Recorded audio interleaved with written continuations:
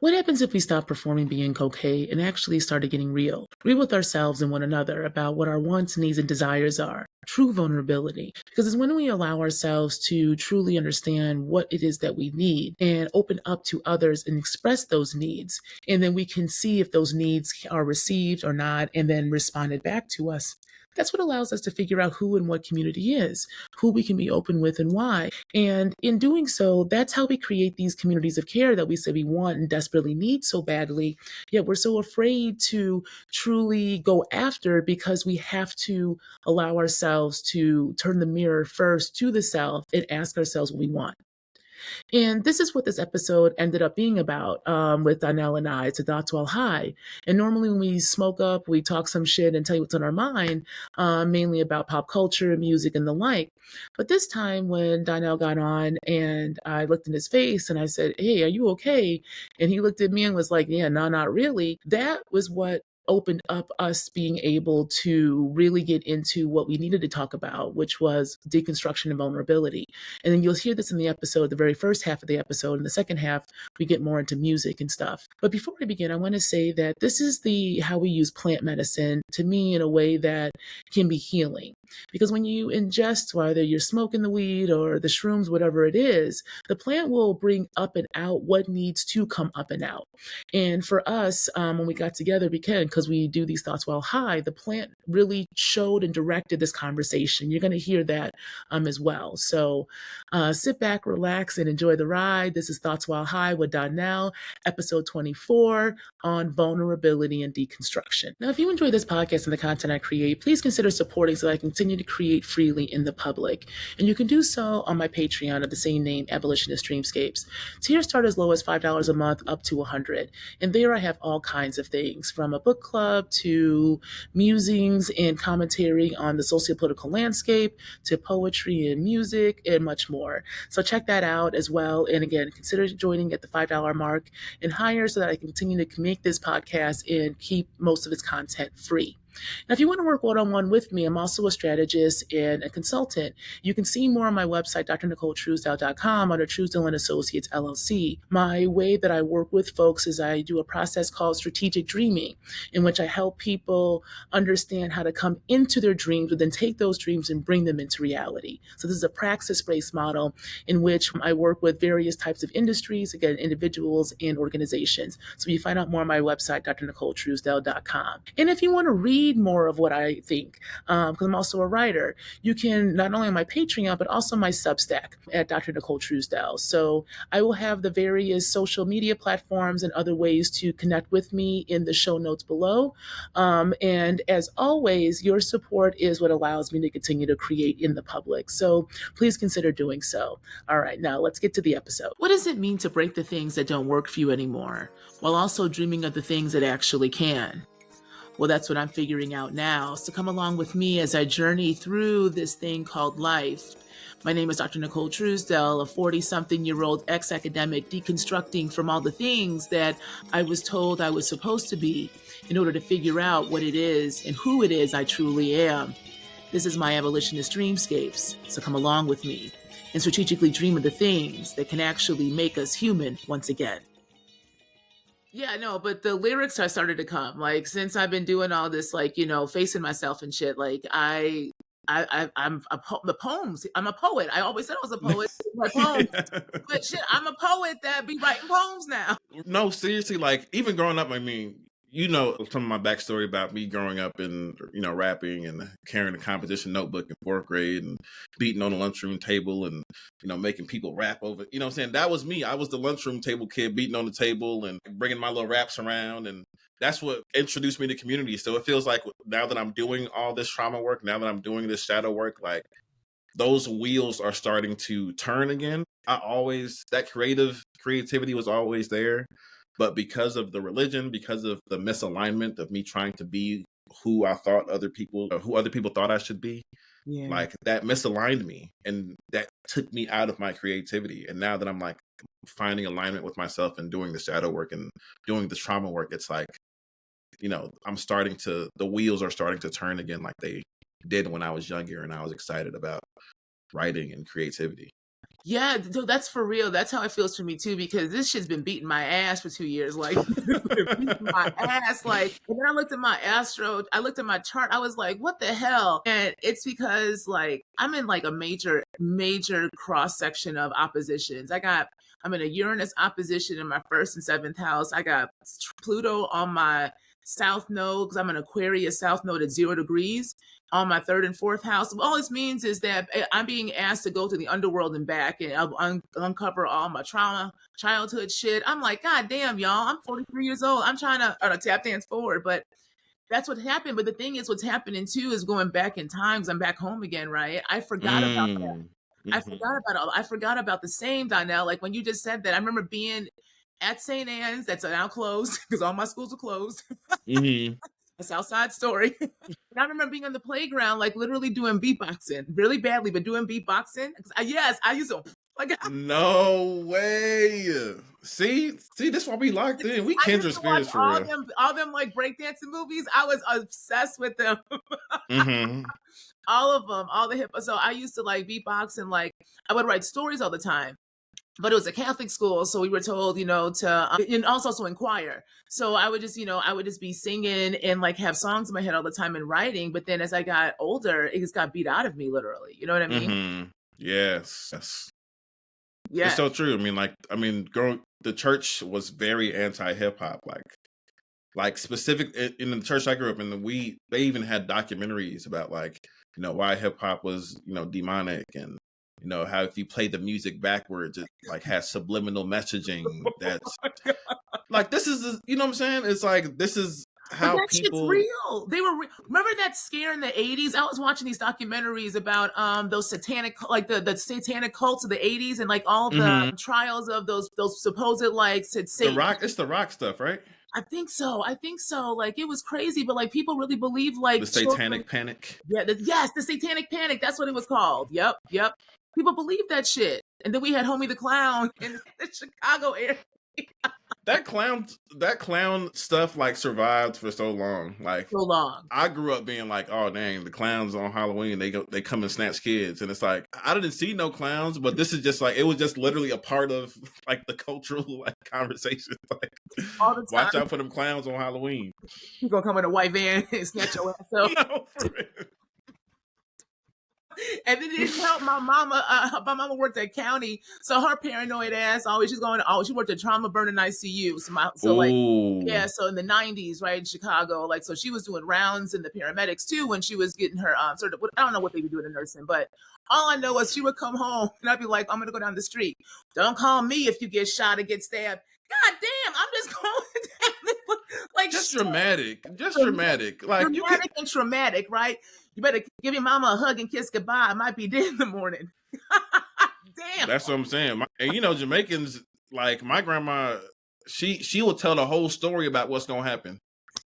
Suppose you trip over the train track and the train come and hit you and you under the train, now the train dragging you. She gonna tell a whole story about all the possible outcomes.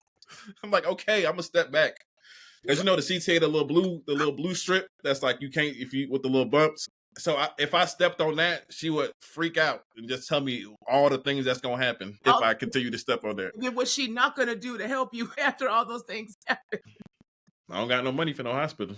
I think that's the diaspora thing. That shit just survived across, no matter what culture it's in. Everybody worry about too much damn lights on. Turn off these lights. Everybody like, where you gonna go hospital money? Ain't got shit, right? That's why we all doing trauma work now. We're like, God damn, that's why we all burnt out.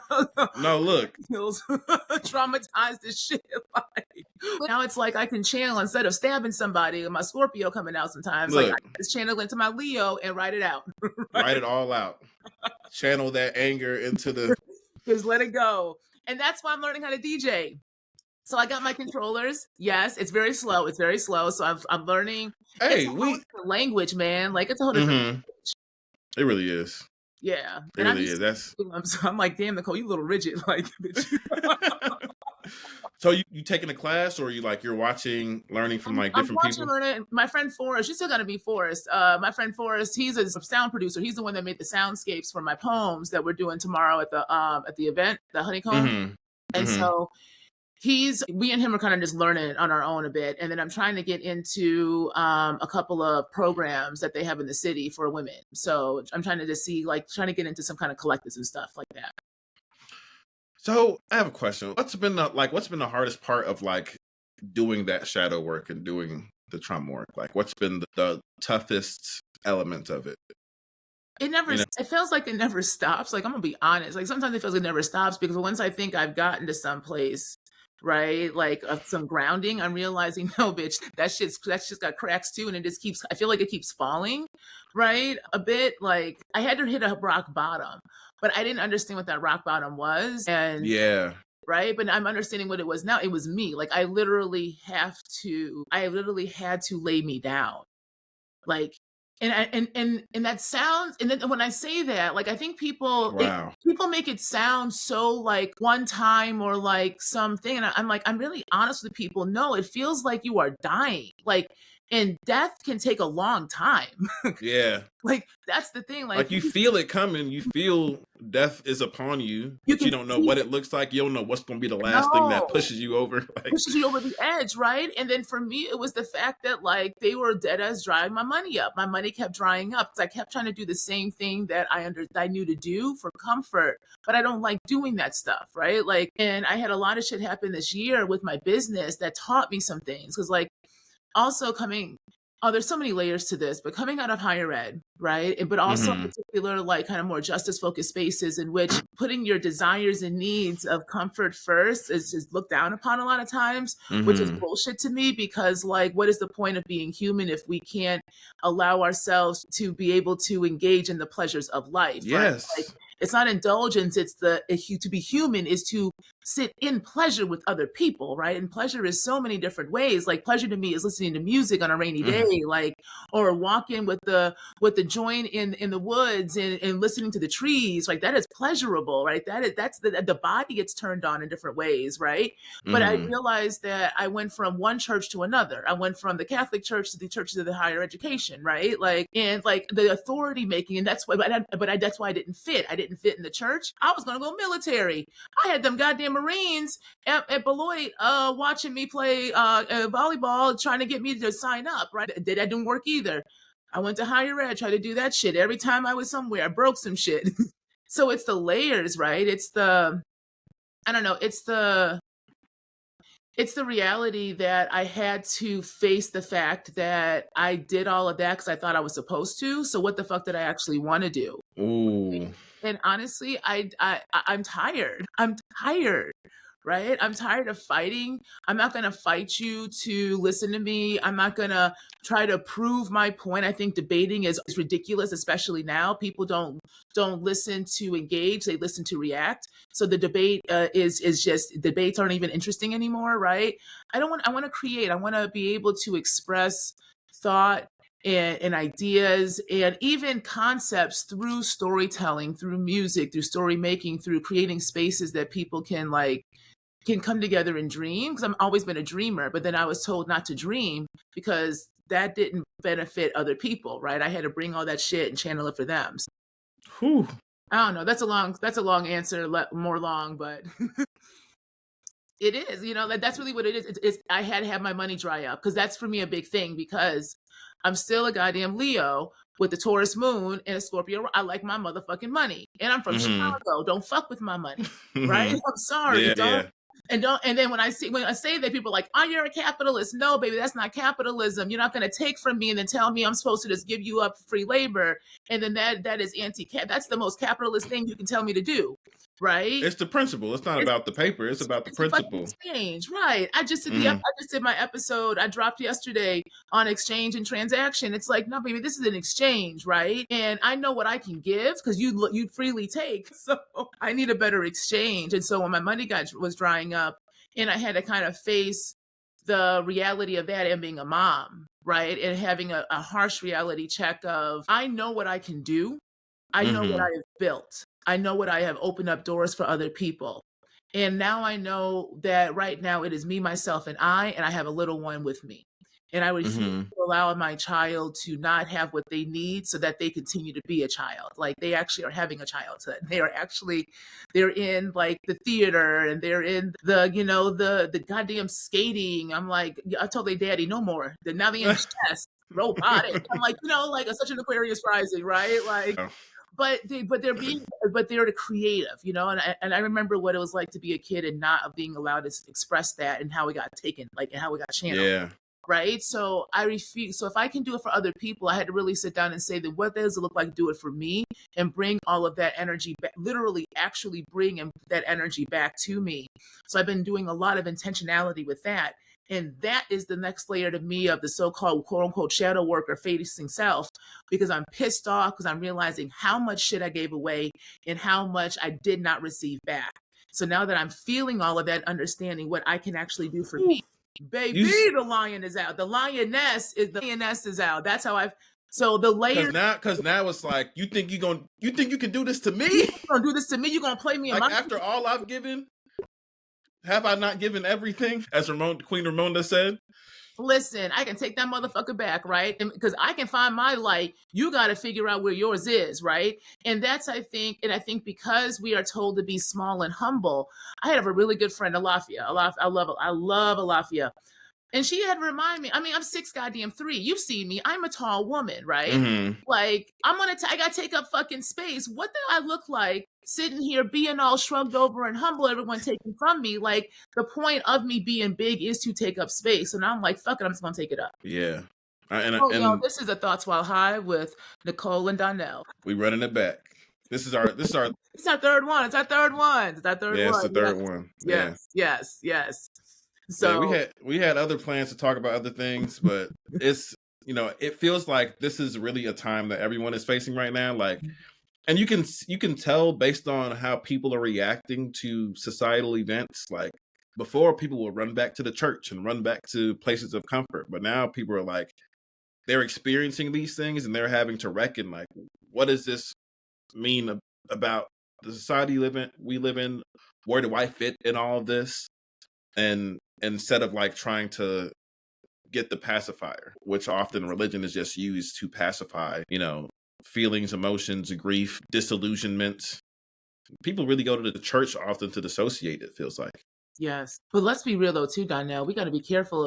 A lot of folks, because we were talking about it earlier offline about like it's really hard. It's easy to like you start to deconstruct in the mind, but then when that body starts to hit, you see people still stop, right? Mm-hmm. Because I think a lot of times, like again, I replace religion with intellectualism, right? Mm-hmm. Like, and I think that Yeah. we have to be careful right now. With some folk, like with all of us, we have to be careful to not disassociate by not actually grieving, right?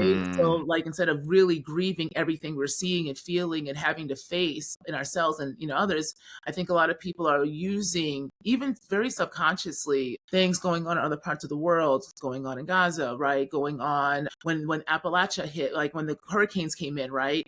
There's a way that I think people deflect their grief by saying by not allowing themselves to, by always using that as the excuse of why they're not doing something, right? Or why it's not perfect or something. You see what I'm trying to say? Like we see it on this online discourses of like, Like what am I people trying to say? using, like you're talking about people using like these current events, like what's going on in Palestine, historic Palestine, what's going on in different parts of the world to like not deal with their own stuff. To not deal with their like to not do in their like knowledge. I think a lot of people are doing a politics of identity right now to skirt around their attachments to empire. Mm.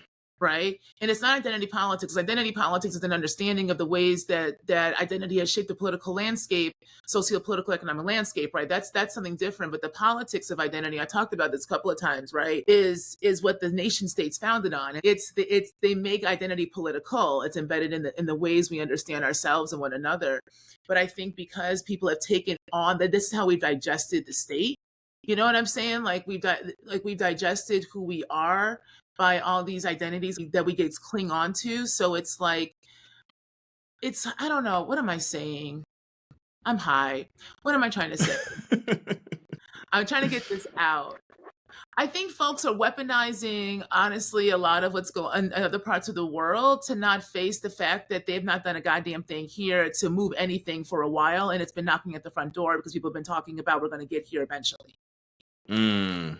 Do you see what I'm saying? I think realities have, that's what I'm saying. Realities have collided. But when realities collide, those who have sit at the margins, if literally all you really can sometimes say is, I fucking told you so. What did you expect? Mm-hmm. You know what I'm saying? Like, but I think instead of reckoning the fact that that would require people self-reflecting and doing all things we're saying we're doing now, like having a face and reckon with where we gave ourselves up to and why. Yeah, I noticed that when I realized that the DNC was trying to sell hope again. Yeah. I was like, oh, you're not. Thank you, You're yes. not tapped in to what's going on the floor. Yes. Like, I mean, with the people, like, because I voted on hope in 2012 when I voted for the first time. Yeah. That's what they sold me. They sold me this idea that, like, if we give this nigga 4 more years, I don't know if we can we curse? We can. Yes. Shit. Okay. I was like, I voted because I was sold the idea that if I gave Barack Obama 4 more years, that the country would be in a different and better place. In 2016, I voted once again on hope. Voted on the hope of the idea that maybe the country had moved past its isms, schisms to be able to deal with an imperfect but less volatile candidate. And they responded to the Barack Obama presidency that was sold in this narrative of post-racial, we're past kneeling era, and now we're going into a Trump presidency on the heels of hope. Thank you. And so when Biden came, we voted once again to save democracy. We didn't save democracy. We didn't vote. We've been trying to vote to save democracy for 3 election cycles now. We was trying to save it in 2016. 2020, Kamala said, we did it, Joe. And niggas was like, oh, yeah, we did it. And then 4 years. But that's what I'm saying. But what did we really do? Nothing. We did nothing because we didn't face the reality about who we were. We didn't move. We rested on hope. And we were like, oh, it's going to get here eventually.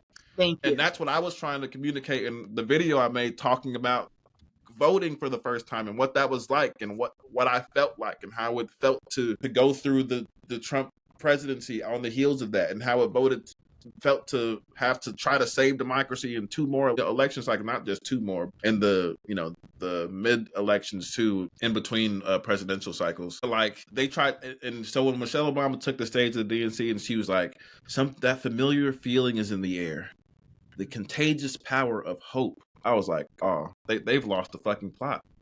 They think that we're going to buy hope. Niggas is not buying hope.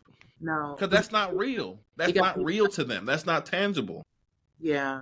They got used up. And think about it, though, too. If you really think about it, you keep backtracking into the 90s, the idea of saving democracy, that was really what that was what allowed Bush to go into and do the Iraq war, right? Like this idea they were saving democracy. They just took that and did it internally. Like it was just been a remix of this continuous idea of saving democracy that keeps allowing war.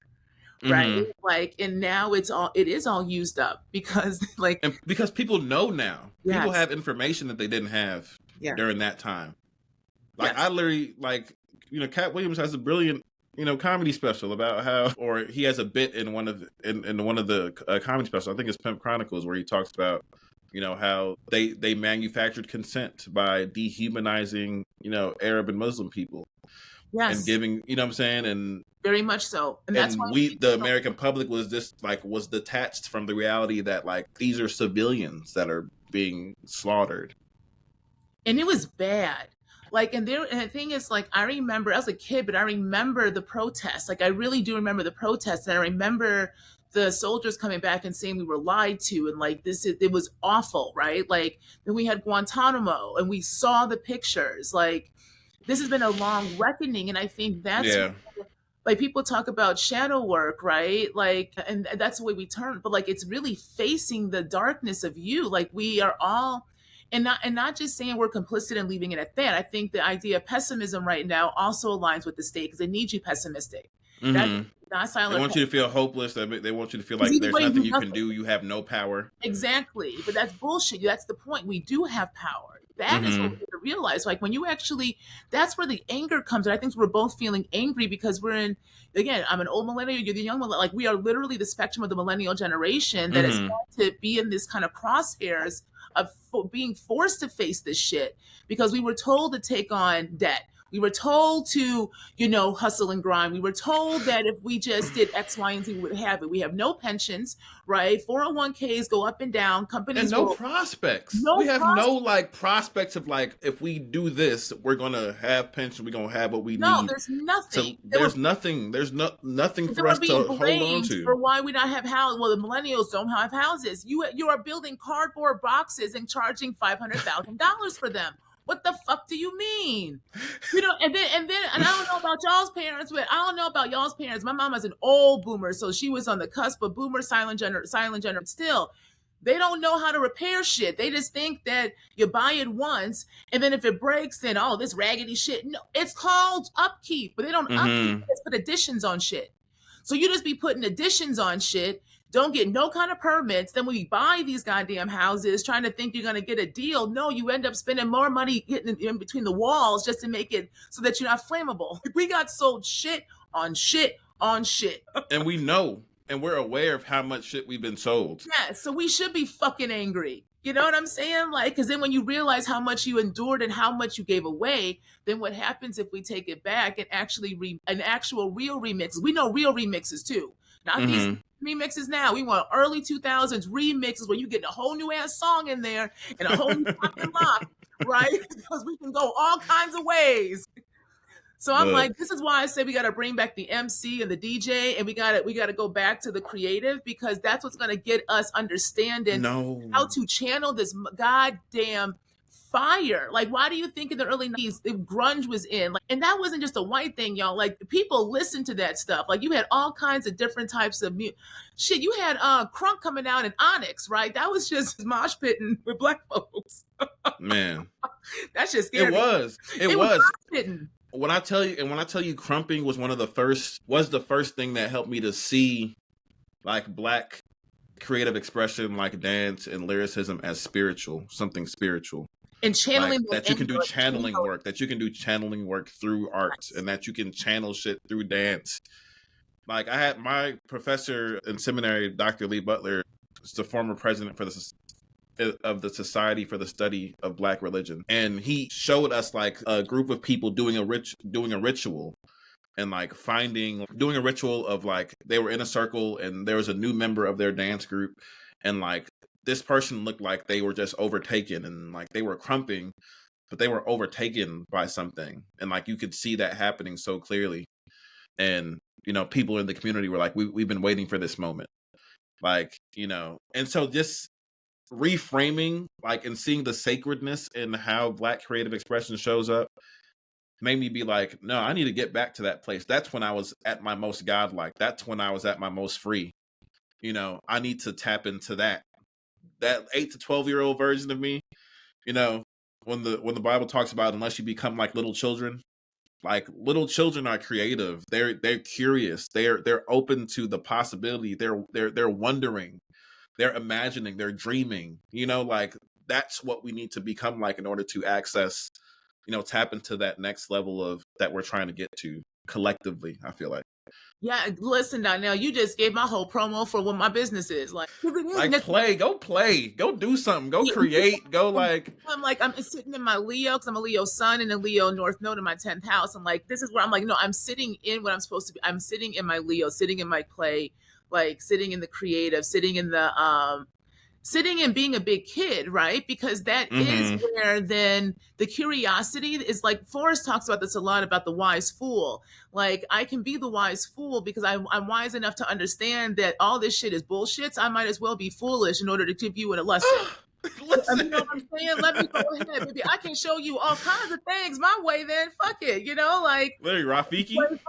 Yes, I can be sexual. That's why I'm like, let me do my DJ, and I got whole ass like sapphic sets that I'm playing with. Man, like, yes, that's so exciting. Like this is really encouraging, and it's making me realize like, no, this is this is what I'm supposed to be doing. Like I Yeah. was debating, like, yeah, I'm finna start rapping again. I'm really finna start like creating music again, writing poetry, like doing going to open mics and shit, just like getting my shit off, like in community. Well, that's why I'm doing those. That's why I'm doing those listening salons. So if you can make the next one, let me know. You and the wife. This will But be on the 23rd, right? 22nd. Oh, 22nd, Yeah, Sunday. Sunday. Yeah, Yeah, I I should be do able on to Sunday swing that. afternoons. Yeah, It that's what. depends. I'm hosting Christmas though, so it depends on if because the kids, they be trying to come early. Like, can I come on the 20? We can come for the whole weekend and just stay till No, Christmas, past Christmas. like no. You better let that go. All we're gonna be you know, doing, because we're listening to Janelle Monae's Age of Pleasure, and it's I, gonna be spoken. I'm making a signature cocktail, a line. Forrest's gonna make a signature appetizer, and we just gonna be chilling and creating. if both of us can't come, I'm a pull up. Okay, yeah. So that's why I'm doing it, because eventually I want to be able to host open mics. So this event I'm doing on Sunday is gonna be, it's kind of like a pilot for us, to figure out what we're gonna be doing to bring folks together. I want to do it Hmm. at homes, because once he gets, he's over in South Shore, so we're going to see about between both of our homes hosting things, and then eventually getting out and doing open mics and stuff like that. Oh wow, Yeah, with that's the really sound, cool. because it's a DJ, because we're trying to make new. Because I am trying to make it. You in the right space. You doing what you're supposed to be doing. You know what I'm saying? If you feel doubt, if you feel like, oh no, like no, you in your play era, you getting your music on, you DJing, you leaning into, you taking up space. Like, yes, that's so fucking encouraging to hear. And I'm glad. Yeah, I'm growing my hair. I'm like, I'm gonna look different. Like, I'm actually realizing, like, I I'm can. cutting my hair.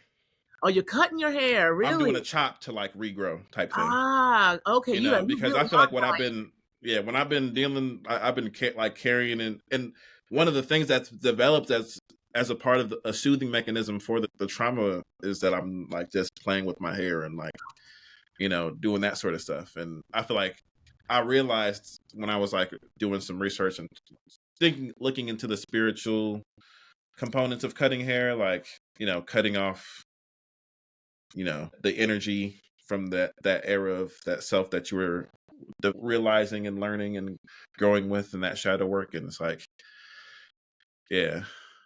So I think that's what I'm going to do. So yeah, I'm in that same space of like, it's going to be a lot of shifting. That's Hopefully needed. I can get a tattoo too. I need to get, Ooh. yeah, I want to get a Sankofa tattoo.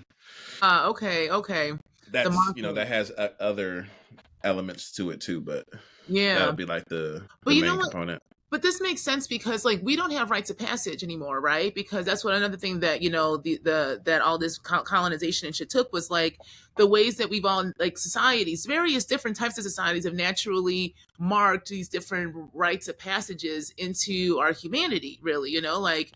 And I think, Um, and we all do have different, like, you have the quinceanera, you've got the prom, that kind of stuff, but like for past that, we don't mark the different aspects of rites of passage as adulthood, except for the ones the state tells us to. Marriage, that benefits the state, right? Childbirth, like anything that benefits it, but we don't really benefit us. And this is, I think, you marking yourself and the cutting the hair, it does signal a death and rebirth, right? It does signal a next shift. You know what I mean? Like, that's why I'm like, do this is you gonna feel look a little like, I different. have a question for you. Do you feel like during your life that you've marked your own things?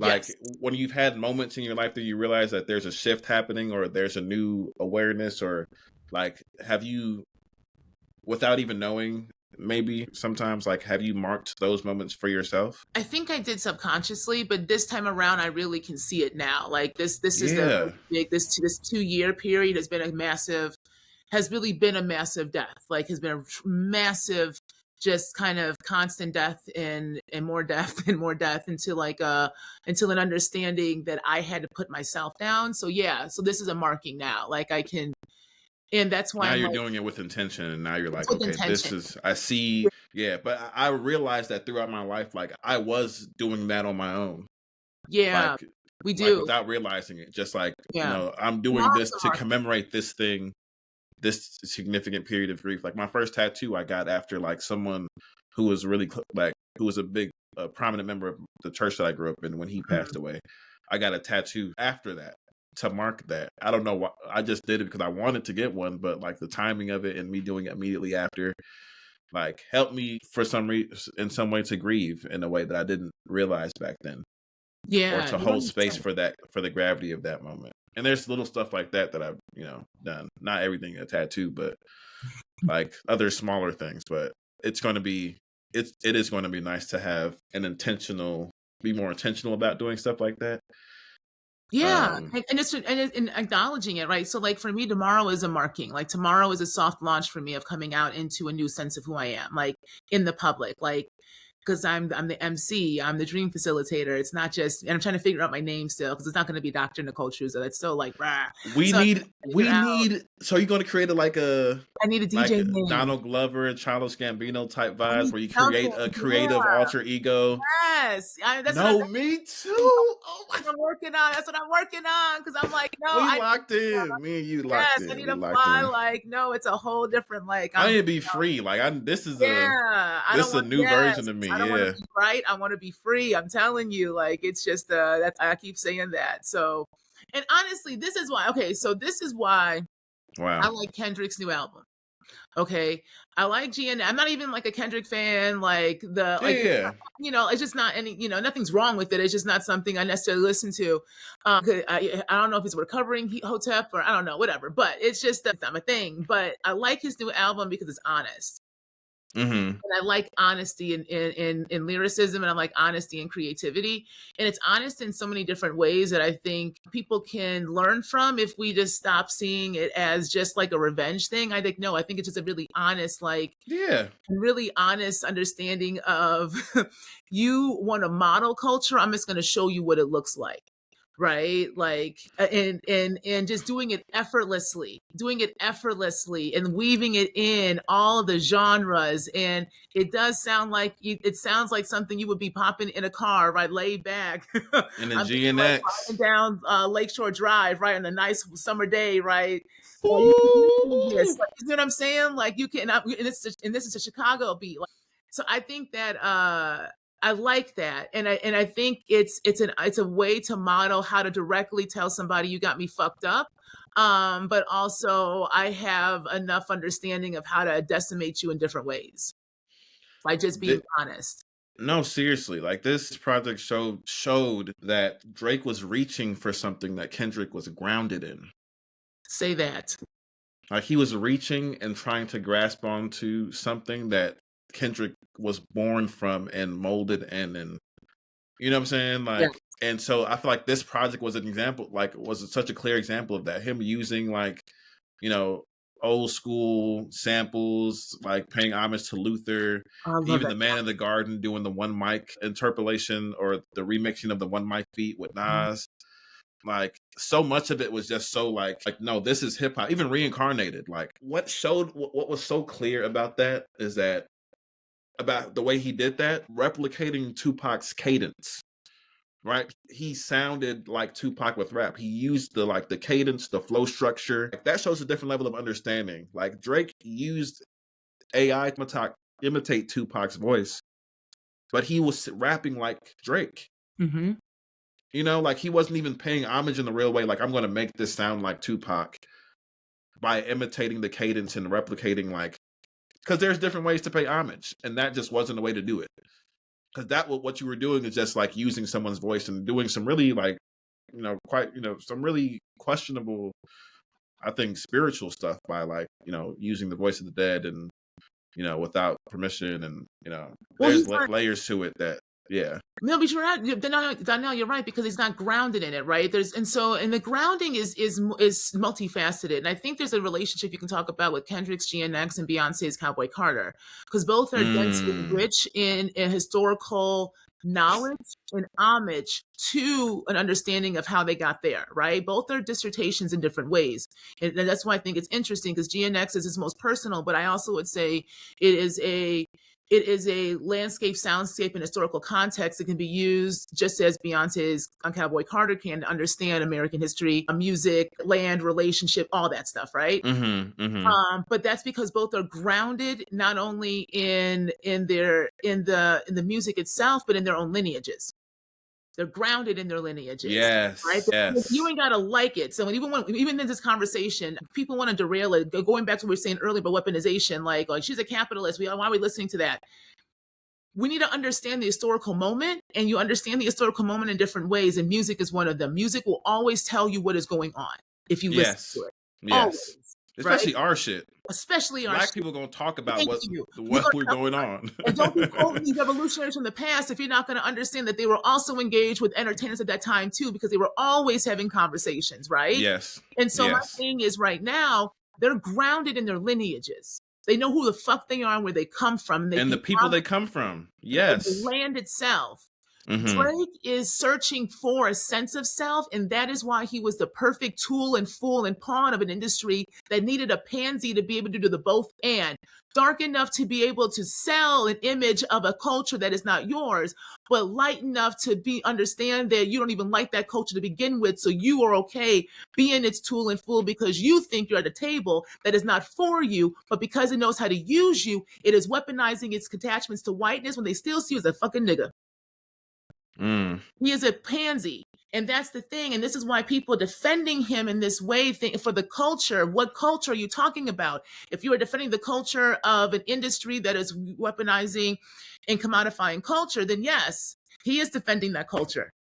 I think people are struggling. I think the people who are defending Drake, even in this present moment, you see a lot of yeah. I think people see themselves as Drake in this scenario. Because they want to be at the table. Because Yeah. they want to be at the table. So believe when they're Even talking. not even that. I'm saying I think I think they're confused about who they are.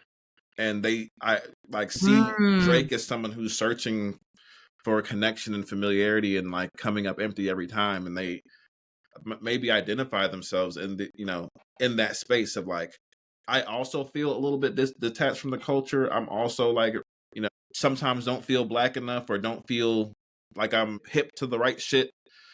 I don't know. It's strange because No, keep you going. would think that the layers that have been happening, even Drake going as far as to do the lawsuit and shit like that, that's a fundamentally what I say is that both of these men reverted back to their their truest nature in the times of crisis. Literally. Literally. Kendrick crashed the fuck out because he's had to be that person to survive Compton, and Drake called the police. Drake called the police and said they picking on me because that's who he is. He reverted back to the home base, which is his white mother. But I think but that's real. I want to keep going with that because I think that's real. I do think people are searching for a sense of self, Mm-hmm. because of the ways that honestly blackness has also been commodified. Like we are so afraid of even having diversity within ourselves a lot of times, right? Yes, More yes. so now than ever, right? So the kind of oh God, I That's have so true. I've experienced that too. Just growing up, as a black kid in Chicago, but being raised by my grandmother and grandfather who are from immigrants from Jamaica, and having to experience them not having some of the language to describe or to understand the black experience in America and how that differentiates from what it was like growing up in Jamaica. Or I had to learn a lot of that stuff, and a lot of that stuff I learned through community and through hip hop. Hip hop found me community, and I was in community with people who, what I'm saying, who I experienced life with as black boys in Chicago, right? And so there is this resistance that people have to confronting the layers of their own identity. Yes, because it is complicated, right? It's nuanced while at the same time, at the same time, it's pretty straightforward. That's where it is. Like it's nuanced, but it's straightforward. Yeah.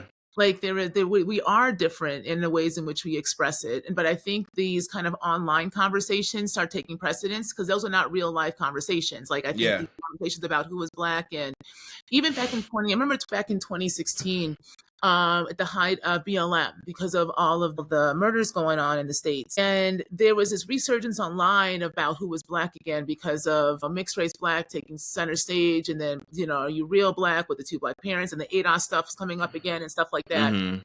And it was always, to me, a fascinating conversation, but also a fucked up one because it was so concentrated online. But because that became the loudest, it all of a sudden overtook the reality that on the ground, it is situational, relational, and you need to understand that if folks have depth and breadth, you can't, that doesn't overtake your understanding of blackness that many times you just figured out once you got to college at a PWI and you got your nigga wake up call. So now all of a sudden you want to take over the conversation and then you become the gatekeeper because now you done figured out what it meant to be black. We have to face these, like we need these face these conversations, right? Yeah. And I think if we do, that will get through a lot of the noise that we hear that is the same old rhetoric just dressed up in a new font. Mm-hmm. That's You so see what I'm true. saying? We keep in these Yeah. same conversations. No, because you don't want to get to the actual layers of shit. Because if it wasn't going to be about the two black, it's okay, fine. You got two black folks, and they got two black parents. What happens if they gay? Do you listen to them then? Mm. Right? Where do we allow differences to stop and start within the ways that we construct how we relate to one another? Wow. You know? And I think to me that's a more realistic. That's just Mm-hmm. more realistic. You know what I mean? That's just more realistic because I think that would get us to have folks understand that what something like a Drake is doing, you don't have access to, period. He's not Mm-hmm. defending anything but himself. Yeah. Right. And he's going to get And his in wake many up ways, he's not representing anyone but himself. at all. But he's also showing that he really does believe he's at that table. Mm-hmm. And that's the most dangerous thing when you believe you are at that table, when instead you're not realizing you are being used by that table. It's a cautionary tale of you can rise to the top of, and they will bring you down to the bottom. And they'll let you do what you. Yes, They'll they let will. you like make all types of detours, make all type of They can wait mistakes you out. along the way, as long as they can They can like wait you out. capitalize on it. Like the fact that if you think about Drake, and I do see it as a microcosm of like a much larger issue in culture. Yes.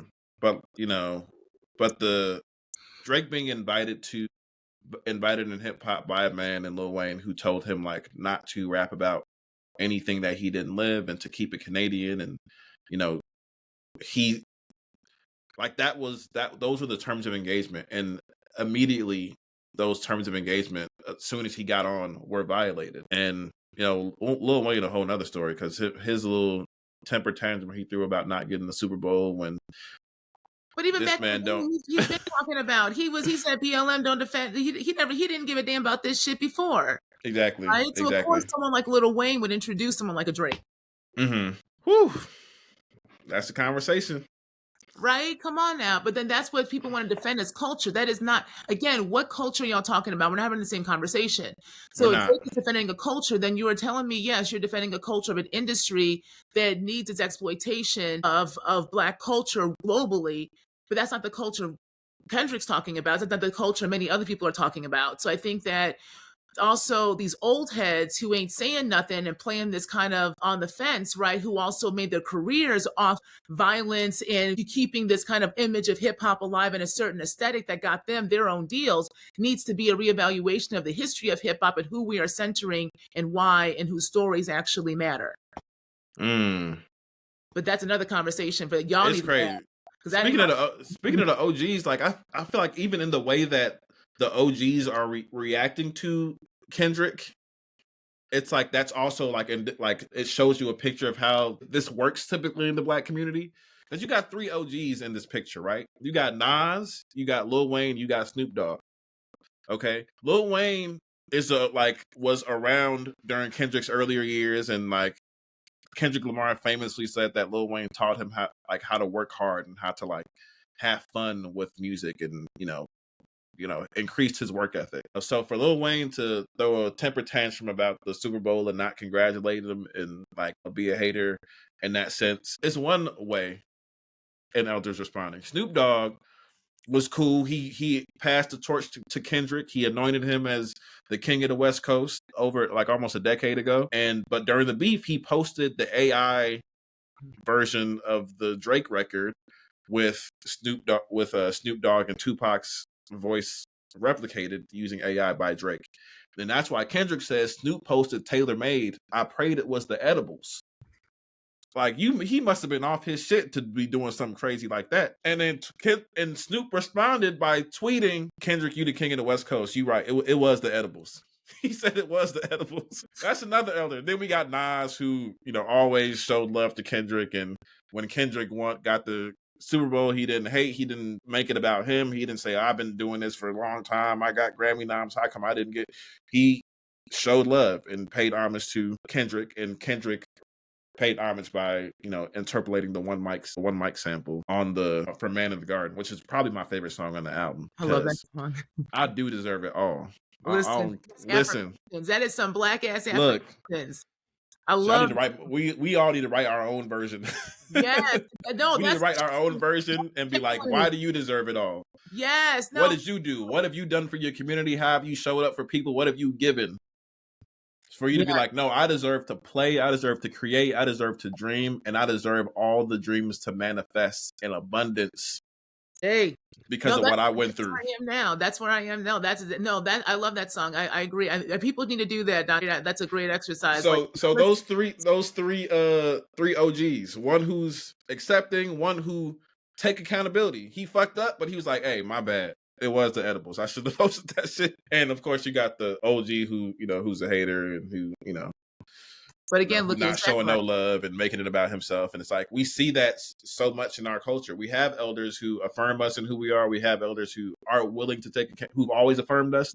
The elders who make mistakes, but are willing to take accountability. And then the elders who's like, we can't do nothing with him. We just gotta let him throw his little tantrum and, hope he come back around, but yeah, Man in the Garden, probably my favorite song. It's the song I'm listening to the most. It's probably going to be the top song on my Spotify rap next year. The way I'm going to meditate to this song and manifest everything. No, but it's great. It's great because it also has an accountability within it, right? Like you have the manifestation I deserve, but then you also are laying down why, and you are understanding that no, and then that's where you, at the end, like when you hear him almost revving up a bit more, it's like no, and this is why I deserve it, and why the hell. How the hell you gonna sit there and say you part of me? Y'all ain't got nothing on me, right? Like I think that's what you need. That's the heat. That's a real prayer. A real prayer. And real prayer. The anger. I think the anger in that rise came from, like, when you've done shit the right way. Listen. When you've showed up. When you've come to the space with passion and love, and you've poured everything into it, and you gonna do this to me? Listen. That anger is different. The anger is different when you know that you ain't do shit to nobody and you just trying to live your life and find your path and love on your family and take care of yourself and show up in the ways that you can for the people that you love. Listen. So when he said, I did it with integrity and niggas still try to hate on me, just wait and see. More blood be spilling. It's just paint to me. Listen. Like, stop fucking playing with me. I will burn this whole shit down. Stop playing with me, because not me. You know what I'm saying? Like, and there's so many of us that have given ourselves away to be used. Yes. And it's like, no. I still tried to show up in the best way and still tried to do what I knew in my heart was the right thing to do. Yes. And then and you got me fucked up if you think I'm going to sit here and give you the same goddamn mic as me. Mm-hmm. We are not on the same playing field. Right? So don't you try to sit here and play with me while I'm sitting here, I'm the light that you need from me. You know what I'm trying to say? Yes, like, you need my light, but then trying to tell me that it is through you that I can see me. Fuck you. I'll take my light back and you can go your ass over there. And we'll see who. I'm good. I don't need. Good, and I'm good. I'm gonna need you. I guarantee you need me for. Because you keep my motherfucking name in your damn mouth, right? But you got to say my name. I don't even know yours. So what is it? You know what I'm saying? I think that is but that's the kind of anger you need, because to me, that is the way you have that creative spark to get you to understand, no, I do deserve it all. So what does it look like? And what do I want? What does it look like for you to show up and just walk in your shit and be like, yeah. I'm here. All of me is here. Yeah. And if you're not fucking with it, I don't know what to tell you. I move in love. I don't got no issues. But if you look. Yes. And also then what do we create with this energy now? Like that's what's exciting. It's like, what can I really create? What are we creating? How do we call down the dreams? Because like, that's where I'm like, no, I was told not to daydream my whole life, but that's what is actually the only thing that allows me to really be human, is to sit in the dreams and bring them in reality. So what does it look like if we did it? Like just actually did it our way, understanding and believing the reality we're in, like all this shit we just talked about, like Like that's why the I deserve it all and all that kind of that heat comes up, right? Because it's Mhm. like, no, you got me, you got me real messed up if you think that this is what I'm supposed to just give away. I did what I was supposed to do, and now I'm gonna claim it on this day. You know what I mean? Like, Mhm. yeah. So I I think felt it's a that. great album. Whew. But you saw the but you heard the same in Beyonce's album too. So it's Yes. interesting, right? You hear the Mhm. switch. You hear her realize, why am I trying to prove myself? I'm just gonna do me. And then you hear it and it really switches hard, I think, beautifully, but hard in Cowboy Carter halfway through. And then when you hit, I think it's like what right before Riverdance. I think it's that I think Desert Eagle, like when then you go into that very last part of it, like that's when you start to hear Renaissance come out, Mm. you know? The play, the Mhm. just doing, just yeah, Just the creating sounds. creating sounds and meshing it up and becoming a Beyonce sound, right? And she always said it was a Beyonce album, whether you like her or not. She was very clear about what it was, but people heard what they wanted to hear, Mhm. right? But it's Even the same. and her even using the album to like rewrite a narrative about like genres and like to think about like genre, like when we look at the gatekeepers of genres, who gets to decide what's a country song, who gets to decide who's considered country, who gets to decide that, and it's like and this is just a consistent pattern. You can see that reflected in the way that they drew boundaries and Mhm. redlining and all that shit. Like they decided where the boundaries were and decided what people are left out of these boundaries to in order to allocate certain resources to certain people. And so like the whole I really think that all of that was just an intention. The way that genres are constructed in music is also a way of like policing black musical expression and like still having a final say in who is what. Yeah, and like break Like the you get fuck to that they're down. telling me who I am, Right. No, like, and you that's know? what I appreciate. Like, and I think we have to realize, like, break the bounds, break the boundaries. Like, those borders are not ours. So stop living within them. Right. I think that's for me Mhm. is what the importance of dreaming is right now. And why I get frustrated. People like what to do. It's like I can't tell you what to do, but all I can tell you to do is dream. But if you can't, if you're afraid to even face yourself, if you're afraid to sit in your body and listen to yourself and actually allow yourself to dare to tell yourself what you really desire, not what you think you're supposed to. Don't tell me I want to have, no, what do you truly desire? When you allow Mhm. yourself that honesty, right, that's cracking something that usually it's cracking against what you think you're supposed to have versus what you truly want. And that honesty is what allows the creativity to come in. But we're so afraid of being honest with ourselves, let alone one another, right? That's when we stop our own we stop our own humanity that way. That's our creative self coming out. You know, Wow. like, y'all have these big friend groups, like this would say that the friend groups breaking up and stuff because no one's honest. It's all an Yes. aesthetic. It's an aesthetic.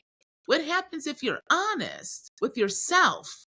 That's what I'm saying. Like You it know? really feels like people get in community or build relationship based on what it would look like to the Yes. people, what it's going to look like on Instagram. That's why this whole like there's this obsession with, oh, my man got to be 6 feet tall, he got to be over 6 feet, or whatever the case may be. Like this idea of like we have to look good together in the picture, and so like when people are pursuing that, like where's the space for the honest dialogue about like, do I actually fuck with this person? Does this person care about what I dream about? Is this person going to nurture my dreams? And like, are we going to be? Can we walk in community together? Like, do they fuck with the people who I love? Like, Yeah. I don't Do know. I really want to help them with their dreams? Do I like their dreams? Like, Yeah. Do I? I have to be real Yeah. honest. Yeah.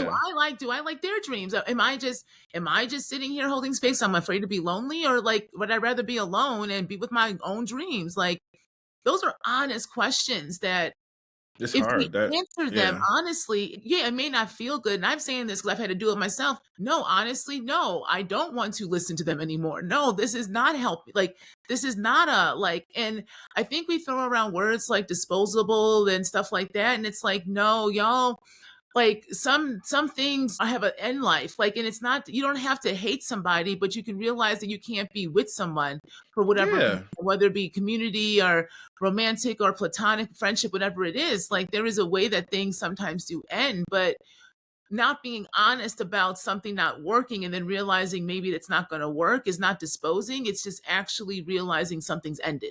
Hmm. But we don't know how to grieve, we don't know how to let shit go.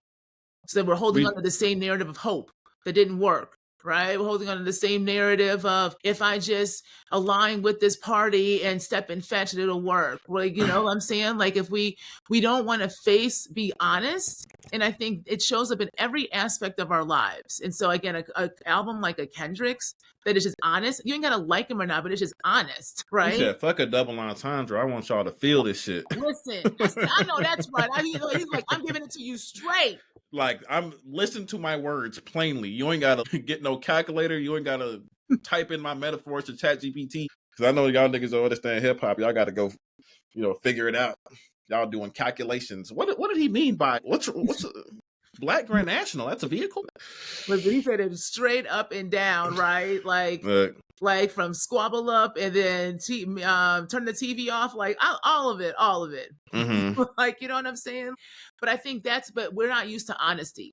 We're used to the performance of like, I think we're just used to performing what we're supposed to say and do for certain roles. But if we just were honest, a lot of this shit we don't even want. Mm-hmm. You know what I'm saying? Like a lot of the things people say they want, like even these conversations about relationships. If we have one more conversation about how I value this, how I value that, I swear I'm gonna pimp smack people. I'm gonna pimp smack. Everyone got to work, y'all. Everyone got to work. You better turn that shit onto the goddamn state. You know what I'm saying? Put that heat onto your employer. This is what Nikki That's Giovanni and cool. James Baldwin's conversation still comes up. And I'm gonna say it this way: we need to keep that conversation going right now, right? It's like you will step and fetch and perform for that boss, for that company, for that corporation, but you come home and take it out on me.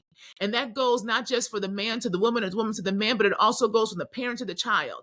How many of y'all go and sit there and fetch that goddamn job? You will sit there and take everything that somebody says. You will talk about how, well, you gotta be here for support your family, but you come home to that family and you cuss your kids out. Your kids are Your kids say afraid why, and you and crash out you on them. crash out on them. They ask you to spend time with you, but you are so damn tired. Instead of just having a real conversation, you sit there and tell them that they're doing too much. Now they're sitting there traumatized, thinking that them being a child is wrong. And now they have internalized you. And now we wonder why we are going to work having goddamn breakdowns because you took out that shit on us. So Nikki Giovanni and James Baldwin's conversation still matters now. Who are you performing for and why? And the story you are telling yourself about why you are eating that motherfucker coming at you at work is not actually working because it's going somewhere else. And it's going to the place and space you say you love. But baby, if that is love, then I'd rather you just say you hate me. Look, people really do be mad at the wrong shit. And it's like, and it's easier to be mad at the people who you're in a relationship with because, yeah, like there's no, I don't know. That shit is crazy. It's a growing, continuing frustration when we talk about politics, where we talk about relationships, where people really be mad at the wrong shit. Instead of being mad at the employer for underpaying, we want to be mad at, other people, immigrants coming in and taking our jobs and all. Like, why do you think you can't afford shit though? Like, have you thought about that? Have you thought about why your company, who it's a multi-billion-dollar company, isn't paying you more? Yeah. Can't afford, don't want to pay you $2 to $3 extra to match inflation to make sure you good? Because it's not about making sure you good. And if that's not the case, why am I pouring all of my energy into this shit that's not actually serving me, and that's actually making me more stressed out, more debilitated, and making me take out my anger and rage on the people who I claim to care about the most? But that's how we digest capitalism, right? We don't realize it because we are taught to have a hierarchy. So, and we dump down. So think about it. The minimum wage worker dumping down on that which the hierarchy told you is lower than you, the immigrant.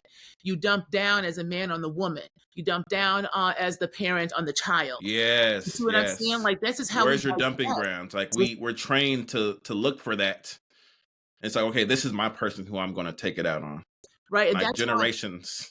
yes. Yeah. And that's why comedians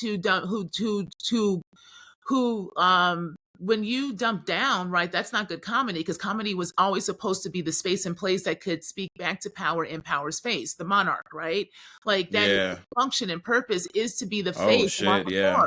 Horror and comedy both become the places that you can do the most political and social commentary in the face of the adversary, right? But so comedians who then punch down, they are as tool of the state, because that is also, again, this is why art matters so much. Like, we got to be creative, because it is the creative spaces that can actually punch back in real time in the face of as well. That's also why they come for it, banning of books, like what they just did out in Texas now with all the governor, with all the words they're banning, right? Like, there's a reason for that, because it is powerful. History is powerful, so is the creative. So instead of us thinking that that is not how we're going to get free, you have to look at what your oppressor actually took away first, and that is where we get free through. And they took away our history, they took away our land, they took away our ability to truly create, and they fed us back these reproduced narratives, right, over and over again. Why? Because that's where power is. Because the very thing that has been, everything that has been demonized has been meant to serve us this entire time. Right. That's why I'm bringing the ancestors, the land, like the rituals, the traditions, like all that shit that survived the Middle Passage, and that has been demonized. From the moment we landed on these shores, we couldn't play a fucking drum again. They said no more drums. Y'all can't talk to each other. No music, no gathering, no circles. Y'all talk too much. It can't be more than this many of y'all without a white person present, because they wanted to continue to disrupt the things that came natural to us. They wanted to make sure that they were present. So if they saw shit that looked too African, that looked too spooky, they can disrupt that shit and be like, no, you get back over here. Y'all standing too close. Y'all do it. Like that was what that all was about. And so the moment that we are able to realize that we have been fucking sold a narrative about ourselves and about our people, that is like, and if you take a second to just like hold space for the fact, like, why is everything that comes out of Africa, why does everything that we do, why is all of our spirituality, why is all of our shit bad? And who decided that? Now we got black preachers. It's like a common practice now to see another preacher going viral for talking about how the ancestors is demonic. Like, it's just it's not like we're in the cycle, like you keep talking about, like we keep landing in these cycles of societal cycles of, because we don't learn from the past and learn from the intention. You have to think about the why did this happen? Like, we just accept that shit because we've been taught it our whole lives, but we don't, like, but why have we been taught it our whole lives? Like, that's all what deconstruction was about for me. And now that I'm out of that space, I'm not finna continue to spend my life just like talking about like, oh, this is what the church doing wrong, this what they got going on. The church is going to suffocate if it does not honor that history and honor that spiritual tradition. It will die. And I think that's something really important, because after a while you realize it's not about talking about what they're not doing. It's really about taking that power back and really asking yourself, what do you want to do now? Yes. Because that's the suffocation as well, right? You're not giving it what it needs, because you're not feeding it its altar. You're not giving it the energy it needs in order to keep its God alive, right? It's an energy suck. That is the purpose. We don't need to keep our spirits in hiding anymore. It didn't work.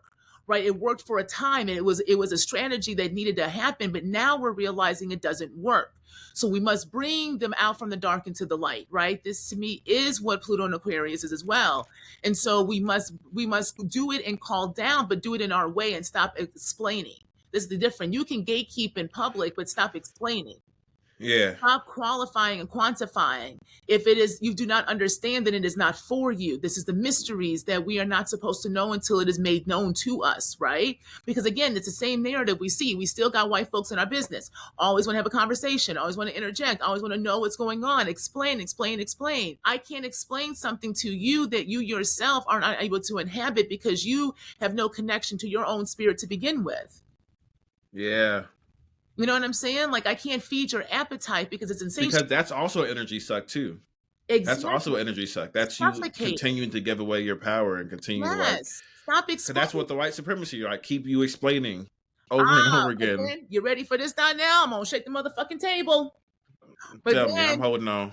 Some of y'all are going to have to rethink your business strategy, because that has been how you've made your money, explaining shit to white folks as a way for you to become a gatekeeper and also be able to have a living. Now, right? We can have some real conversations. Mm-hmm. We can have some real, because that was a whole ass industry. Mm-hmm. Right? So now what you're going to do, because really the strategy is stop explaining shit. But if your whole money making is explaining shit, I'm going to look at you funny too. Yeah. So this Damn. is the time, right? Let's break identity, y'all. And let's also break the ways in which like we have to have these conversations, right? And be We real do. about it. Because we got to do some shit differently. We can't keep doing the same shit the same way. No. And there, like, you're so right. There was an entire industry built on like that responded to this collapse in people going to the church and were like, "Oh, I'm going to make sure I use this time to like, build my own spiritual practice." And but you don't even know where the hell you going because you haven't actually like embodied and lived the spiritual practice. You just explaining why the old spiritual practice was wrong and some of the new things that you're doing, but you I have to you have to live into that. But it's also called the anti-racism industry. Damn. Yeah. Most of the anti-racism industry that was born after 2020 has been about explaining shit to white folks. Damn. You cannot have a strong spiritual practice without a sound structural analysis. Because that's the difference as well, too. Our spirits are smart. If you listen to what the Orisha are, like Orula, Obatala, those are scholars. They are scholars, practitioners, scholars. The shit's rooted in technology, right? So that's why these new spiritualists don't make no sense. Like when you're hearing that new preacher talking about how the ancestors are demonic, that literally just doesn't make any sense because ancestors are just the people who born you who have died, and that's just DNA. Like it doesn't make any sense. Like there's no logic to it. And You people see what I'm saying? people know that they're being lied to too. Because It's the other it's element. not Like logical. There's no it's like, wait, technology. what? They're demons? Wait, the ancestors are But how is demons that? now? But that's my granddaddy. It's my granddaddy a demon. Like because again, if you understand the spirituality of many African traditions, it's not just the Orisha, right? Orisha is just one pantheon of different locations. But there's an embedded nature of scholarship and science and technology in it. These are technologically based practices that make a logical sense. That's why we have ancestor veneration. We don't worship them, we venerate because that's who we are. It's our Yes. body, it's our blood, literally. So you Like talking that, about yeah. ancestors demonic, that just don't make no sense. Because you say if they demonic, then I'm demonic too. So then You know? what does that say, right? So then when you start, this is why they don't like you to question. They want you just to believe and give your faith up to something else. Damn.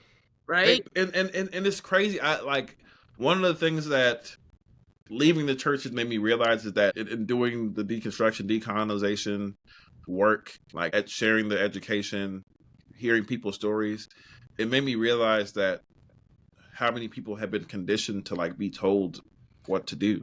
Yes.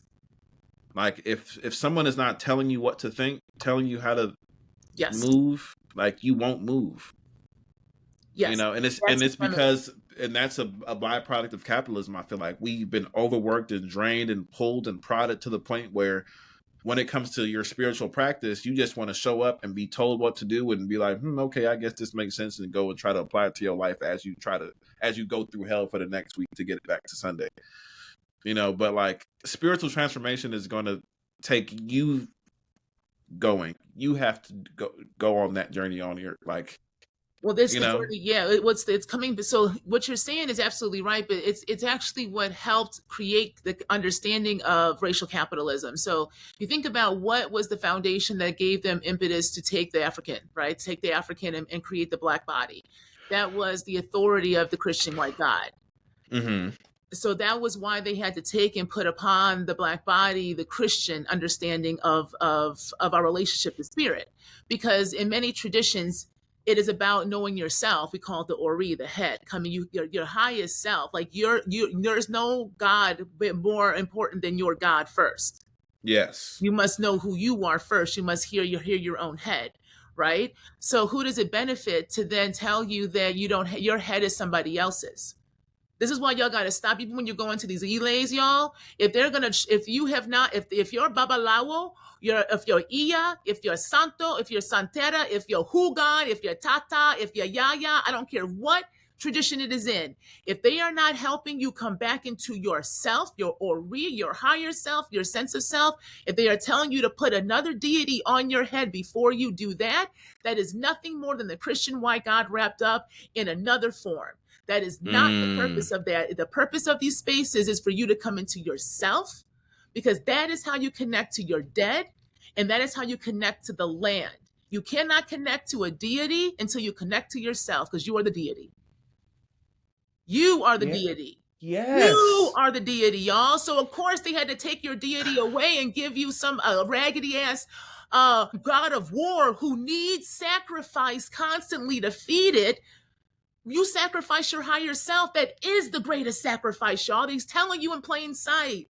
It is the greatest sacrifice is you. So what happens if you take it back? Oh, like I'm just hyper aware of how deeply the function of the church has been to disconnect us, disembody our Yes. divinity, like to literally remove the divine out of us and say, like, this flesh is wicked. But it's not just the church on Donnell, it's also education. Instead of the body being wicked, it says the mind is more superior. Same difference. Say more. So you go into education, you go into higher education. There's also a disconnect from the body because it's about the mind. What can it produce? What can it create? You have an authority, and then you are beholden to a higher authority, something greater than you. Always chasing. You always have to prove. You always have to give.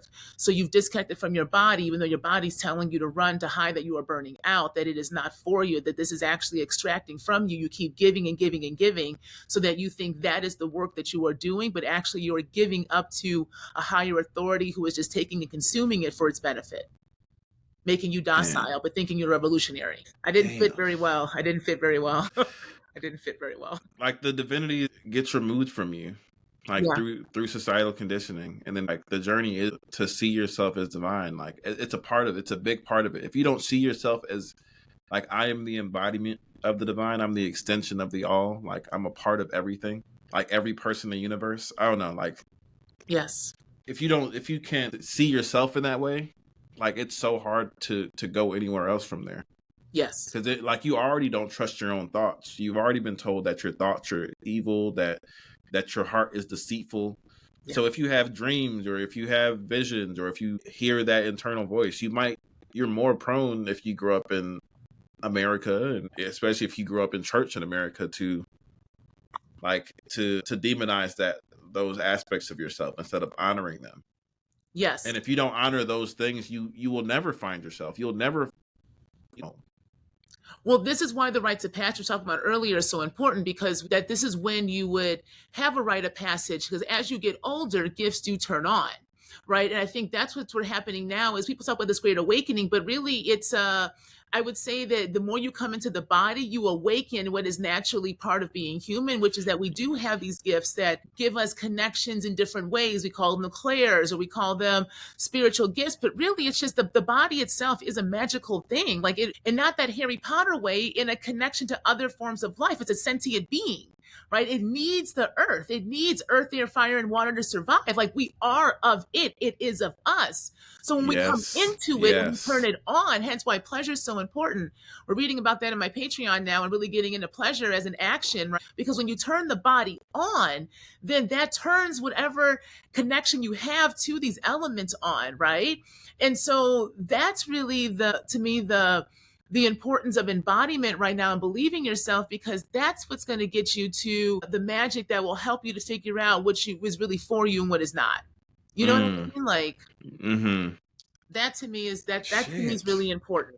So that's, of course, it's important for you to disconnect, because if you turn that on, right, then what would you do? So we used to have rites of passage, going back to the point of the rites of passage, because as the body turns on and those gifts turns on, you usually had an elder or a group or community to help you understand what that was. What was going on, yeah. Right? Because it was natural. No, you're not crazy, honey. It's just that you do actually hear things, or your visions are meaning this. So this is how you work with it, right? And this is why y'all will be careful too, y'all. Just because you have a natural gift, everything is still supposed to be taught. You have to be taught how to work with those gifts in one way, shape, or form. Don't be arrogant to think that you can just do it on your own. In some time across space or time, you are going to have to be taught. Otherwise, those gifts will run you, or your ego will run it, and it will be used in detriment. Wow, that's so real. That's so important. Where does one go to? Do you go to elders who you trust? Do you go, like, who do you go to get taught how to use these gifts? Well, you have to go to yourself first. That's the thing. That's the hard thing. You have to go to yourself first, because that is that is coming into the body because for belief, because that your body will help teach you and tell you that's what discernment is, right? So it is it's a combination of figuring out and going through a grieving process to figure out who the hell you are, and that's an ongoing thing. And as you're Yeah. doing that, learning how to trust your body's knowledge so that it helps direct you, because this is also, you have to learn how to live. Living is experimenting, it's trial and error, but you don't have to fail so hard or get hurt so much if you just listen to the body and really Yeah. allowed it to tell you. But this is where learning how to put your pride aside sometimes to realize you do need to learn something, but it may look differently than what you think it's going to look like too, and who it's going to Hmm. come from. So this is where you have to be open, having the body open so that it allows you to be open to understanding that even learning is going to look different. It's not going to be in a classroom or in a structured way or in a master class that you take for $9.99 over a 6-month period, right? It could maybe look like you're at a park one day and a little kid comes up to you and you've been grappling with some things that you don't know what's going on internally, and a little kid comes up and they start having a conversation and you got really excited and you realize, oh, your little kid was talking to you this whole time. Mm. And now you know that, oh, I'm realizing, oh, maybe I need to work with a somatic therapist who can help me channel. And then you realize that somatic therapist is somebody who knows somebody because you opened up now. And now you're realizing what you really do need to learn because now something has Mm. come alive. You see what I'm saying? Like, it's going to look Hmm. different. But you have to Yeah. allow yourself to live, You have to be open to but we're not what that living. would looks like and how it manifests. Yeah. Exactly. We're just checking boxes. That's why you have to let all that shit go. All those. This is why it's like when someone's raw and allows the complexities themselves to be open, our reaction to their complexities is really telling. Everyone talks about being a diva, but when a diva shows up, everyone has a problem with her.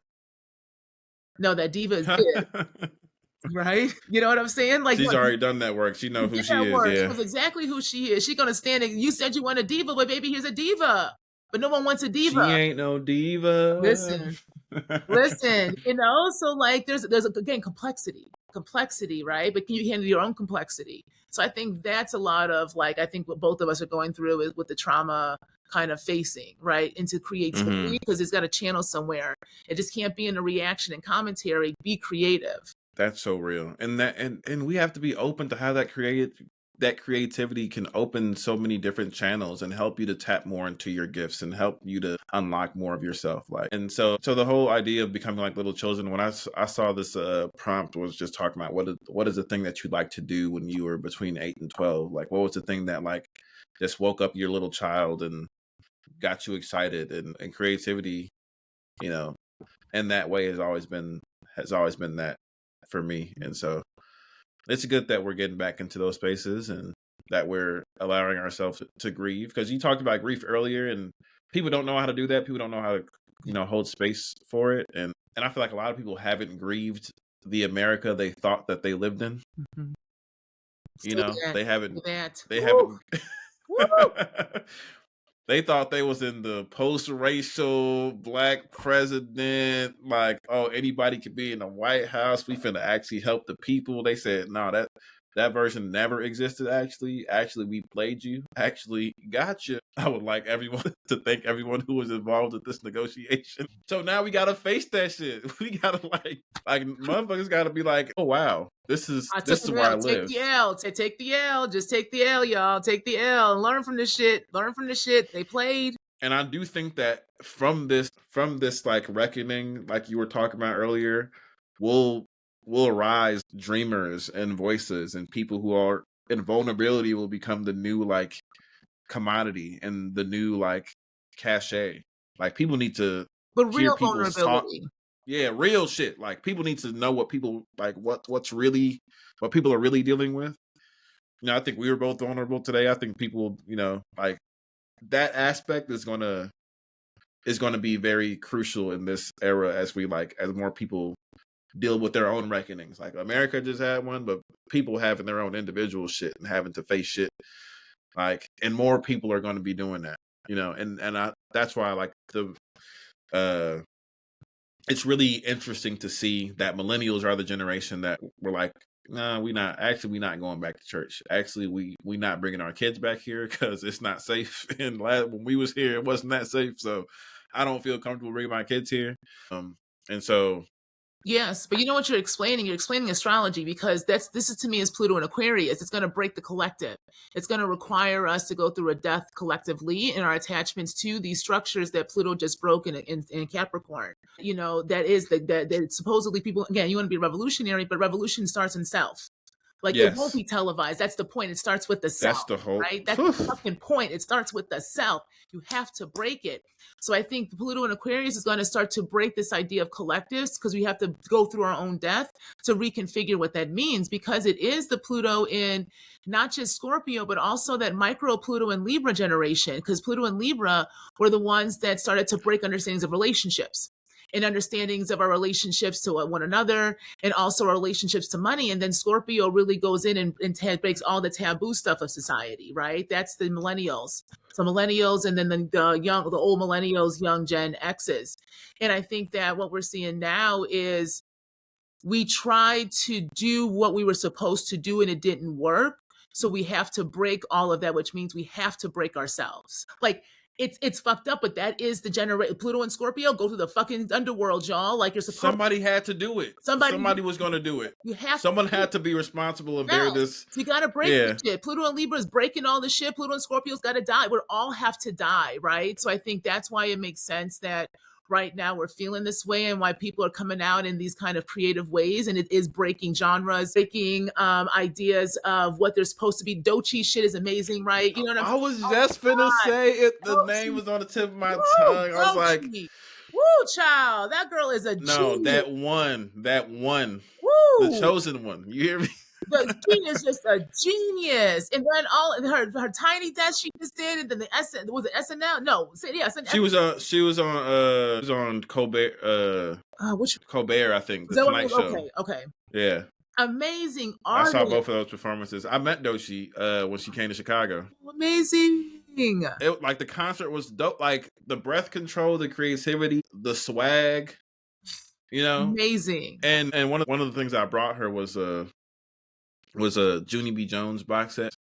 She said Junie B. Jones was one of the characters that she identified with as a kid and that helped her to be outspoken and just say what was on her mind. And so I brought her that box set. And just that, like, that connection to, like, this is the little child. Like, what was my little child responding to? What did I see and identify with? And for her to bring that in the music, she has a song called Yucky Blucky Fruitcake that is named after one of the Junie B. Jones books. So, like, it's cool to see people like she is honest as well. Like, she talked about, like, the importance of about missing that honesty in music and missing that, like, vulnerability that, you know, and stuff like that. And the storytelling is so good. Oh my God. That shit was cinematic. That shit was so good. Deontay said that shit was like a movie. Like it was so cinematic. The voice recordings, like the things that she talked about, the struggles in the industry, like of being a creative and people trying to put you in a box and saying like, oh, you should sing more, you should rap more, you should do this. She said, no, I'm everything. And that's what. And she's a Leo, I think too. I think she's a Leo. Yes, she's a Leo. Yeah. Glorilla's album, Glorilla taking it back to, and another Leo. When I say Let Her Cook is a Leo anthem, I be playing that shit. I'm like, yes, never gave. Let Her Cook. Yes, bitch. Hey, yes. Ain't no fuck. Never gave no. With these hoes, we ain't never make. Look, yes, bitch. She said I'm cocky, bitch. When I was too humble, they didn't appreciate it. Listen. And when I lesson I am learning today, that is the lesson I am learning. Like you don't appreciate it. Look, I know who the fuck I am. Yeah. Without you telling me I don't need I don't live and die by the praise of y'all. I know who I am, and I'm showing up as myself. Period. And then she brought back the old school ways of album creation by bringing the spiritual back in. Like that, you always ended. You always heard albums end with the spiritual. Mm-hmm. Right, so she brought that back in as well. I'm like, I appreciate the homage she did to like she had the Kirk Franklin also Wipe Me Down, like, you know what I'm saying? Like, like just good. That song is so hard. You can't. It's just so. Her whole trajectory and journey has been so cool to witness. Yes, I love it. and like and her whole thing is about that vulnerability and that Yes. authenticity, and that's what's Yeah, people are gravitating to. they really are. Like the first video shoot, she went and got her friends off the block. One of her friends was pregnant. She didn't leave a pregnant friend at home. She said, "Come on, pregnant friend, you can pass the Hennessy. You ain't got to drink it, but you can pass this damn bottle around." And we finna really be on the at the headlights, twerking on the red lights. Yeah. Like we And really outside because this is how we exist, and I'm showing up as myself. yeah, And the people, and you think people wouldn't be ready for that, but people are ready for that. People are ready to accept people who are like honest, really honest. Not yeah. the fake shit, not the fluff, but like really honest about what it's like to be human and the challenges that we face and the things that we have to grieve and the versions of ourselves that we have to forgive ourselves for being. You But know, like yes, that's why I like Meg's album too. Like I really like Meg's side B as well. Like in that whole album, both sides. Like again, a homage mm-hmm. to old school ways of doing A and B, right? It's real Houston, but also real honest, right? In her different ways. And I think that we have seen a plethora, even Tyler the Creator, like with Sticky and stuff, and in his whole album, we're seeing folks coming back into themselves and not allowing the music to box them in, right? But actually making and doing their own ways. And so I think those are templates we can use. So instead of just replicating it, what does it look like for us to break out and make our own ways, bend shit, twist things, right? Create new worlds our own ways, right? I think that is the beauty of the complexity of creativity and Blackness, that is not what you can ever sue to try to then confine. Mm-hmm. You know what I mean? Like that's not creativity or Blackness. That's commercial pop. Man, it's even that. So I'm excited about what you will create. Yes. And you You as know, I'm excited about what comes out of you. I'm excited about like people, you know, that era, that time that we're in. I'm like, no, we need people. We need some truth tellers. We need true vulnerability, because that's like everyone keeps talking about fucking community, but no one wants to be fucking vulnerable. listen, say that, Donnell. Like Say that. you can't be in community with people if you can't even share. You don't want people to know, like, I don't want people to know that I'm dealing with this or that's, you know, like you trying to keep everything. And I understand discretion and like not telling your business to everybody you meet, but the people that you're in community with, like, you know, like like you see this trending this phrase going around where people are talking about, I hope you win all the battles that you don't tell anybody about. And it's like I hear it. And also, redemption is a group project, as my professor would say, Reverend Dr. Joanne Terrell. She said redemption is a group project. Mhm. You gotta do that shit in community. Yeah. Even if you a scripture person, you know, we heal by, you know, we heal in community. You know, Yes. confess your faults to one another and pray for one another that you may be healed. Yes. Like that healing comes in community and you being vulnerable. You know, it don't matter what lane, what tradition you want to look at. Like that's a part of it. That, you know, that connection and being open. Even in indigenous spirituality, vulnerability is the strength. You know, not your ability to be closed off and be macho and try to be an island. The strength is in vulnerability, and you get power from the community.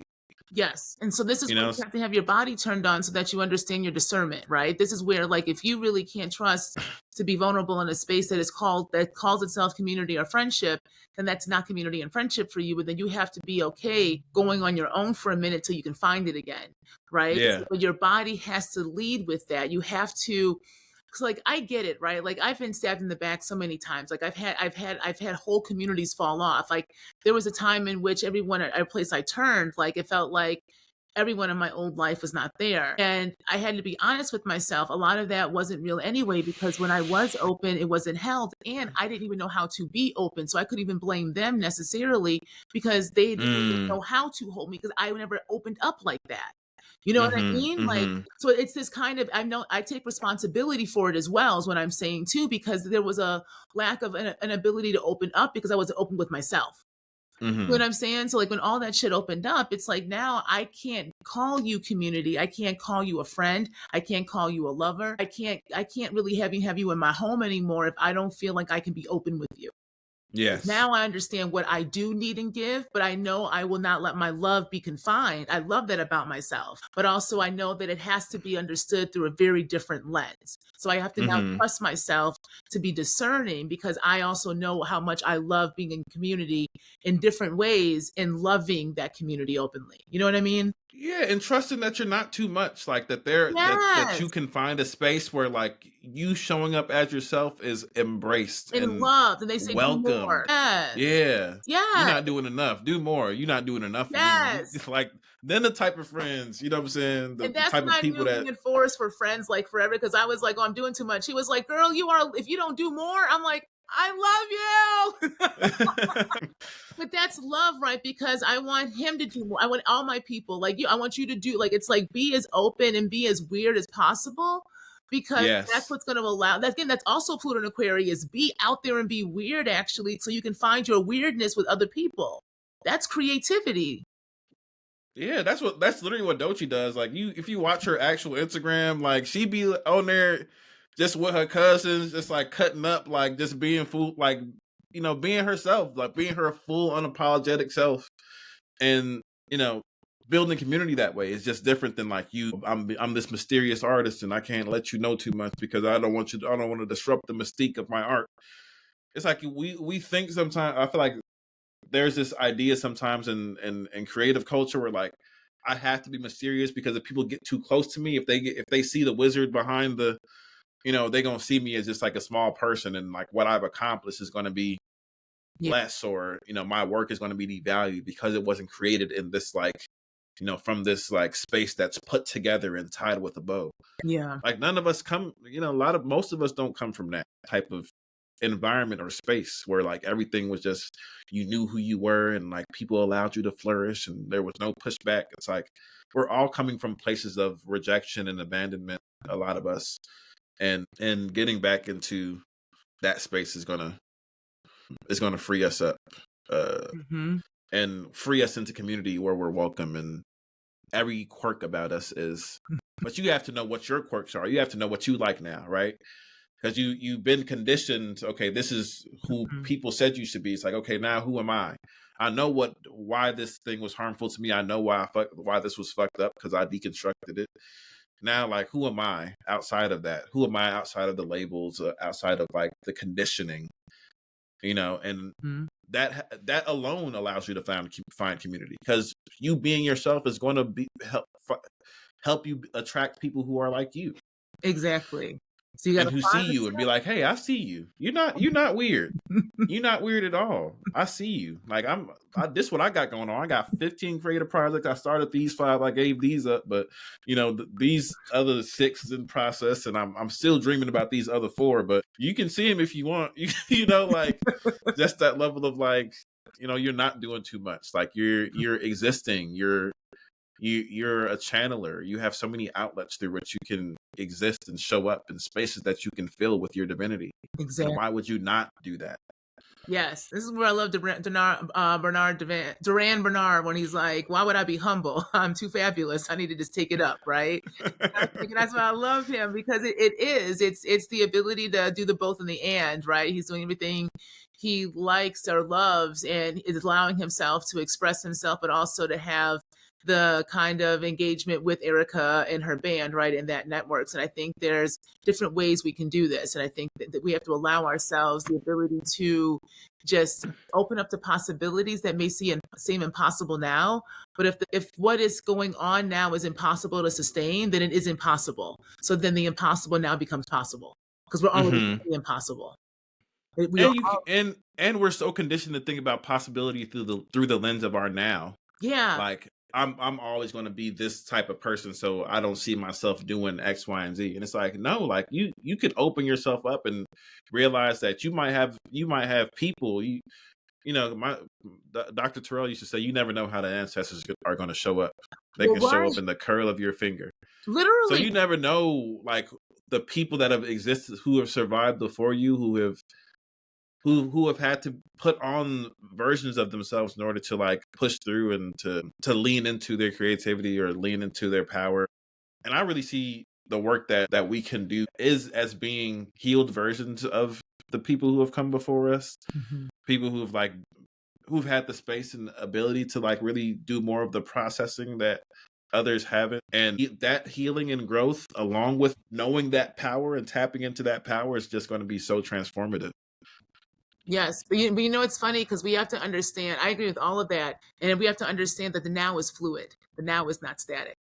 Mm-hmm. The now is fluid, right? That allows us to have a future and understand the past very differently. But Yes. when we see the now is static and we root ourselves, then we never are in the now. We're always in a past or a future, right? So Yeah. now we have to Yeah. be. But if we're afraid of our own fluidity, of our own ways that we flow in different ways, because we're Whew. afraid of our own desires and our own understandings of what turns us on in all kinds of ways, right? Mm-hmm. And we can never be now because then that would break everything that we have been told that we're supposed to be on. The now is fluid. Yes. That's so true. You know, that's what makes it. That's why you have to be grounded in the self because the now is fluid. Mm-hmm. Saturn rules time, and Saturn is not a solid planet, it's gas. We cannot stand on it because the now is fluid. It is not meant to be stagnant, it is meant to flow. Mm-hmm. Wow. And that understanding that it does shift perspective on how you understand your past and how you understand yourself. And the power you Yeah. actually do have in the now, Mm-hmm. right? Yeah, that you don't have to wait for this evolved version of yourself to do the thing. Like you can do the fluid thing that you feel in the now. Because it is the now that's going to allow you to have that future you say you want, right? So again, that is Because right now I feel like playing. Right now I feel like creating. Right now I feel Mhm. like That's what I'm doing later. yeah. Of course, we're making up the playlist for the event tomorrow. I'm so excited for.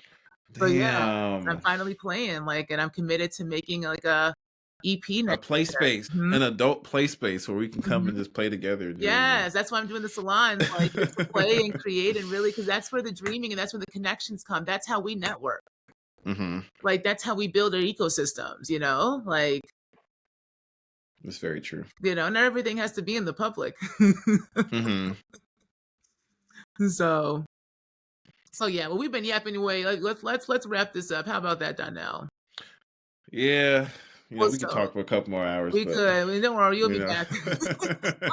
I will. But this season, I've been asking folks, so this is about stories from the margin. So I'm actually collecting and archiving stories from folks as we think about how do we kind of create the worlds we want. So this is what we talked about today really aligns with that. So I'm asking folks to give me a song that to them represents how they are in this moment or what kind of wraps up or encompasses what we've been talking about. So for you, what would be a song right now that you have that's really kind of on your mind or that really encapsulates what you're going through right now? Boundaries by Big Sean. Oh, okay, Bound to that Big Sean. Okay, so that's gonna go on So the playlist. yeah, Boundaries by Big Sean is that song for me right now. It's a song that I meditate to. It has that Cleo Soul sample in the background. You've heard Know That You Are Loved, Mhm, I'm sure. mhm. So like that song is sampled, so that phrase is on a loop as the song Boundaries is playing, and it's about like, you know, reclaiming yourself and finally pouring back into yourself after you've been just giving and doing and trying to show up for people and trying to be the versions of yourself that didn't align with who you've always known yourself to be. And so yeah, so that song right there with that sample, because I listened to both of those songs in the Cleo Soul separately, but that's a part of why I like that song. So it's like a combination of both songs I ain't in the mad, I song. ain't mad. We got the 2 for 1. Yeah. I love it, I love it. I love how you stuck that in. I was like, I am not mad. Yes. No, it no in boundaries. That boundaries by itself is the song that encapsulates that. I was gonna say "Man in the Garden" because I'm feeling that too. I'm feeling to be in a space of like, no, I'm ready to step into what I know I deserve and step into the dream and the play and the full version of myself and honor all that I've given up, that I've given along this journey in order to like just try to please people and be accepted and be loved and be desired and and finally just leaning into like, no, I'm here, like this is what I've done, this is how I've shown up, and this is what I'm going to get, and this is the energy of like, no, I'm here, it's time, now's the time. But I would still say Boundaries. Okay. Yeah, really good song. I think you like it. Okay, I'm going to listen to that. So what I'm going to do is, as I've said on the other episodes, I'm going to make a playlist at the end of the season of all the guest songs, and we're going to see what comes from that playlist on this season 3. So Oh, cool, cool, cool, cool. yeah. So I'll let you know when that comes out. But as always, y'all keep dreaming, keep exploring, because it's through the dreamscapes we can make our realities in the future come alive in the present. Until next time.